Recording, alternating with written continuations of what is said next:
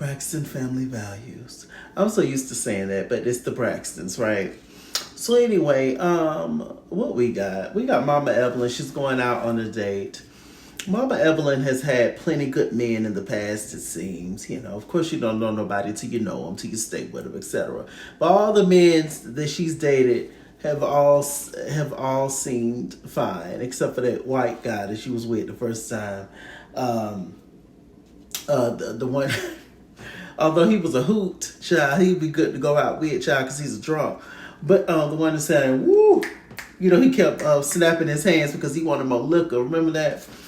But yeah, so Toni set her up with this nice little dude, a little uncle, a little Bluetooth in the ear, sandals, child, y'all know the uncle get up, child. Cute little man. And he was funny. He was funny. He just reminds me of just your uncle, somebody somebody you grew up with, your older cousin, whatever, kinfolk, right? I guess he was too homely for Mama E. I guess he was too country for Mama E. I found him to be quite delightful. He wasn't intimidated by her. I think that Mama E wants somebody to kind of worship the ground that she walks on. It's just in such awe of her. And she also wants somebody with a bunch of money. And I don't know. I'm just talking. But I don't know what Mama E wants. But I think she's gonna find it? I don't know. Hopefully. I don't think she cares. I don't think she cares to have no man, child. And I wish she'd just say that. So what else is going on? Mama E had a scene with Angela and Marla Gibbs and Judge Maybelline. Child, y'all saw Judge Maybelline wig. Okay. It was good to see Judge Maybelline. And the legendary Marla Gibbs. Yes, indeed. It was nice. And Marla Gibbs gave the best old school advice that you could give. They was just like, well, is the dun-da-dun important? And she said, been there, done that. She was just like, child, you can do it better yourself. I said, I know that's right. Ew. Child, y'all better look online.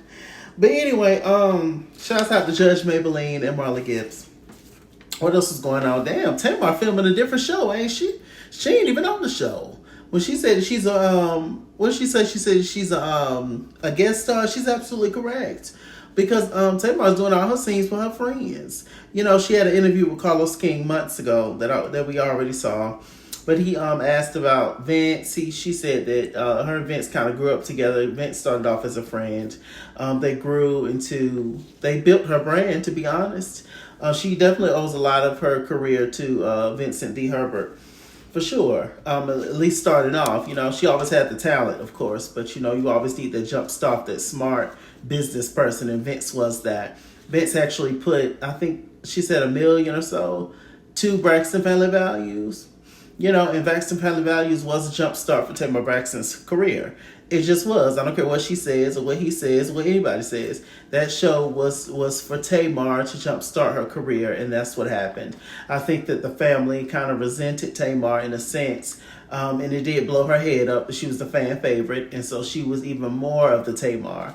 But the Tamar that you see, that's who she is. That's a part of who she is. I understand now she's grown, she wants to change and be a different person, but all that's still her. She says she's in counseling constantly, and I think that's great. I think that's great, and I think that's awesome for anybody to be in counseling. Me, you, Tamar, the Braxtons, Jesus, whoever needs to be in counseling. And I'm glad that little Kevin, he's doing grief counseling and stuff because it's very important. He's the only child. I'm my mom's only child. I help take care of my mom and stuff. So I'm definitely probably going to need counseling whenever that unfortunate day come. Unless I go before her, who knows what this life is going to bring. But I'm just saying. So yeah, she says that she don't regret doing Braxton Family Values for the culture, but she does regret. She does feel if she wouldn't have never did the show would have been her relationship with her sisters would have been better. I don't know if I agree with that. Because people are who they are, and being the show And doing the show, people just ended up showing their true colors, and so I don't know. But what do y'all feel about that? About I think Craig Stewart, Craig the writer Stewart, T.S. Madison show.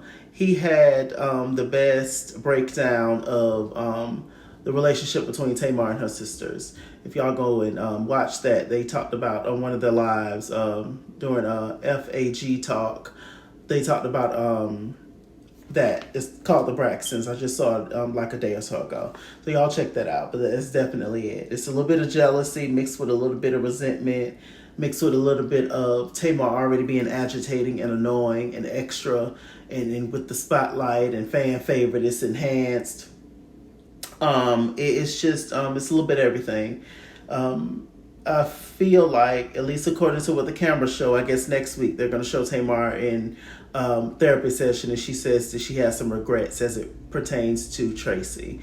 So maybe she's ready to own up to some stuff that happened. I wish Towanda owned up to the fact that she don't like her, Tamar, and just own up to her issue and everything. I just wish everybody be honest outside of just Trina, But anyway, so what else was going on, child?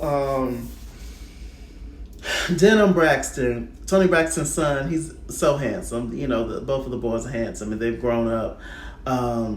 He looks like Babyface, but I'm gonna let that go, which is, a good thing. Carrie's handsome too, with Tony's ex-husband, their father, but he looked like Babyface. Ready or not, I'll give you everything. That's after 7. That's their brothers. What Babyface sing? Whip appeal. That's not appropriate for this. Every time I close my eyes, I thank the Lord that I got you. The Mariah saying that I got you.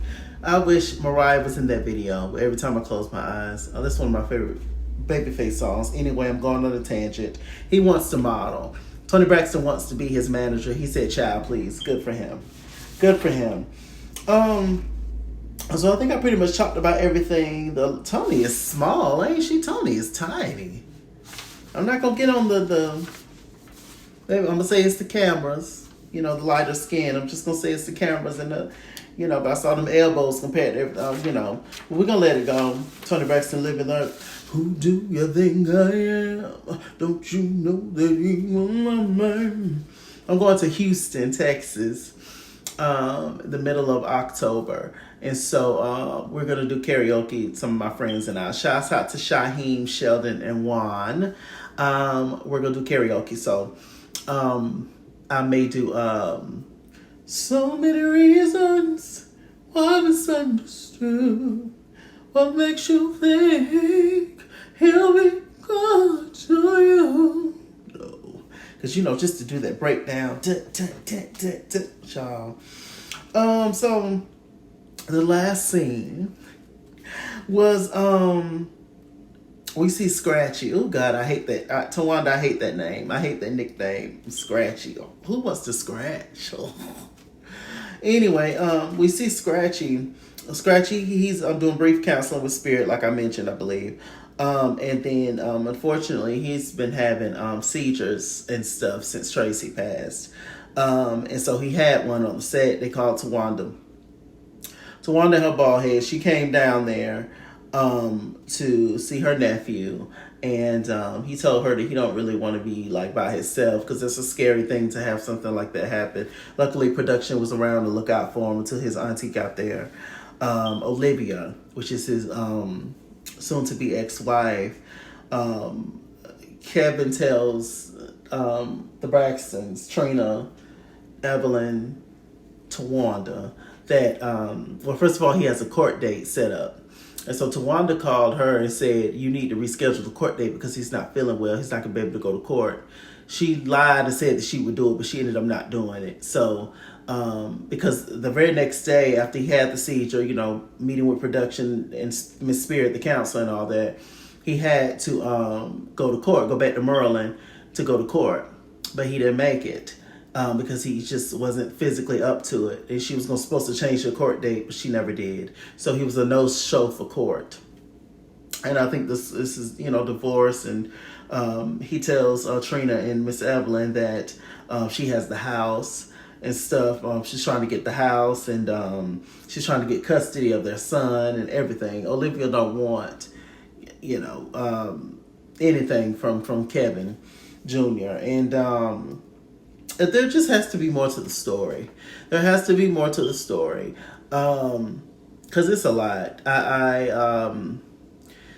I feel extremely bad for little Kevin Jr. I hope that him doing this show is helping him in some kind of way. I really do. Because his aunties are doing it for their own reasons. But I hope that this show is helping Kevin Jr. in particular, because he's really going through it. That's a lot to lose your mom, and to possibly be losing your son, not through death, but through, that way. And to be going through a divorce and losing your house. It's just a lot. It's a lot. What's really going on? Like, what's really the tea? Was Kevin Jr. a terror? Was he off the chain to Olivia? Well, what's really happening? And Kevin Sr., he had an interview recently that I'll probably discuss on another video. I think I'll do a Chalaki Thoughts and talk about Kevin Sr., the daddy, did an interview recently and talk about that, because I don't want to make this too long. So yeah, we're praying for all of them. The Braxtons are giving. I'm going to always have my critiques. That's what I do. That's what my channel is about. But the Braxtons are giving. The girls are giving. Yes, indeed.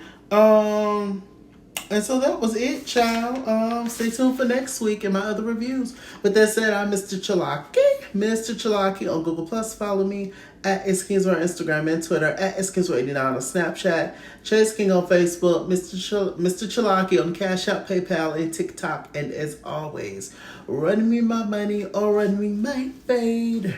Run me my money the way I get paid. Yeah. Woo. Also, stay tuned for my Real Housewives of Dubai reviews and Basketball Wives. Y'all go. Bye.com.